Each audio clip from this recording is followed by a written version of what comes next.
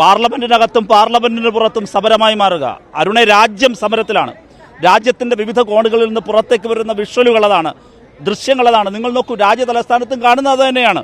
നിങ്ങളെല്ലാവരും റിപ്പോർട്ട് ചെയ്യുകയാണ്. കഴിഞ്ഞ 16 മെട്രോ സ്റ്റേഷനുകളാണ് കഴിഞ്ഞ 24 മണിക്കൂറായി അടച്ചുപൂട്ടിയിട്ടിരിക്കുന്നത്. രാജ്യ തലസ്ഥാനത്ത് അടിയന്തരാവസ്ഥയ്ക്ക് സമാനമായ ഒരു സാഹചര്യം ഭരണകൂടം സൃഷ്ടിക്കുന്നു.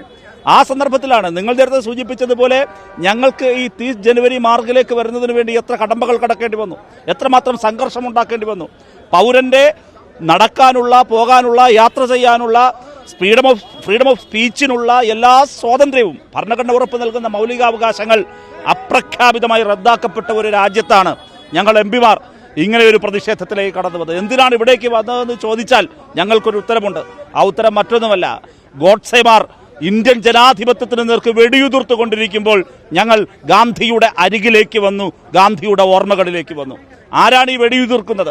ആരാണ് ഈ കുഞ്ഞുങ്ങളെ തല്ലുന്നത്? ആരാണ് ഈ ചോര കുടിക്കാൻ ദാഹിച്ച് വേട്ടനായ്ക്കളെ പോലെ ഇന്ത്യയുടെ ഈ നഗരമധ്യത്തിൽ ഡൽഹിയിൽ ഇറങ്ങി പുറപ്പെട്ടിരിക്കുന്നത്?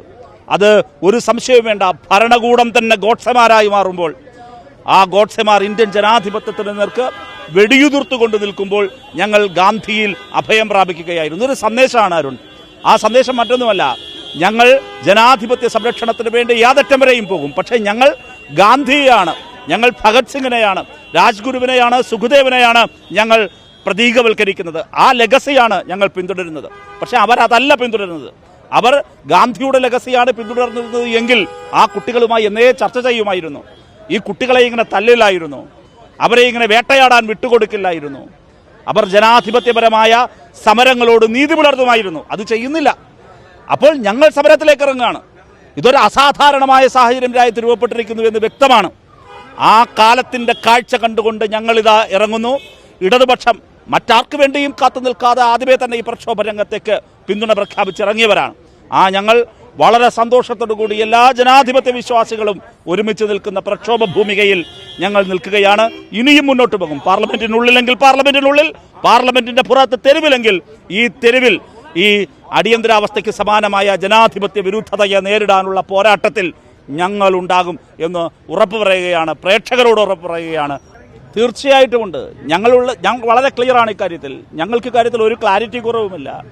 നിങ്ങൾ നോക്കൂ, ഞങ്ങൾ ഈ പോരാട്ടത്തിൽ ഇറങ്ങിയത് എന്തിനാണ്? ഇന്ത്യയിൽ ജൻസി നടത്തുന്ന, ഇന്ത്യയുടെ കൗമാരം നടത്തുന്ന, യുവത്വം നടത്തുന്ന ഒരു വലിയ പോരാട്ടമാണ്, ഒരു കോസിന് വേണ്ടിയുള്ള പോരാട്ടമാണ്. വളരെ കൃത്യമായ ആവശ്യങ്ങൾ അവർക്കുണ്ട്.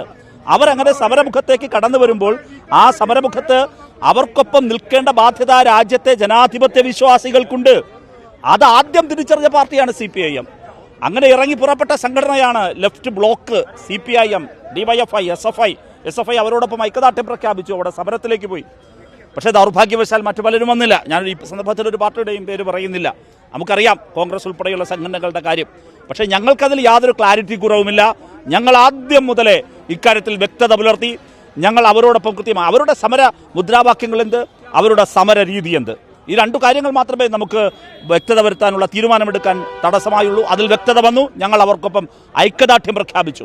20-ാം തീയതി അവർ പ്രഖ്യാപിച്ച മാർച്ചിനൊപ്പം SFIയും DYFIയും എല്ലാം ഇടതുപക്ഷ യുവജന സംഘടനകൾ പലതും, വിദ്യാർത്ഥി സംഘടനകളും ഐക്യദാർഢ്യം പ്രഖ്യാപിച്ചു. പക്ഷേ താങ്കൾ നേരത്തെ സൂചിപ്പിച്ചതുപോലെ കോൺഗ്രസ് ഉൾപ്പെടെ അപ്പോൾ അവർക്കൊരു സംശയത്തിൽ നിൽക്കുകയായിരുന്നു. ഞങ്ങൾക്ക് ആ സംശയം ആദ്യമേ ഉണ്ടായിരുന്നില്ല.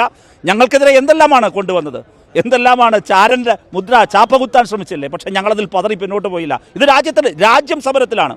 ബോംബെയിലെ തെരുവിലെ കാഴ്ച നിങ്ങൾ നോക്കൂ. ബോംബെയിലെ ഈ രാജ്യത്തിൻ്റെ ബീഹാറിലെ പാറ്റ്നയിലെ കാഴ്ച നോക്കൂ. ഇന്ത്യയിലെമ്പാടുമുള്ള കാഴ്ച. രാജ്യം സമരത്തിലാണ്. ആ ഭരിതമായ ഈ ഘട്ടത്തിൽ ഞങ്ങൾ ഗാന്ധിയുടെ അരികിൽ വന്ന് ഇന്ത്യയിലെ ജനാധിപത്യ പാർട്ടികൾ എല്ലാവരും ചേർന്ന് ഇതിന് മറ്റൊരു മാനം നൽകാൻ ശ്രമിക്കുകയാണ്. ഇതിനൊരു ജനാധിപത്യത്തിൻ്റെ മാനം നൽകാൻ ശ്രമിക്കുകയാണ്.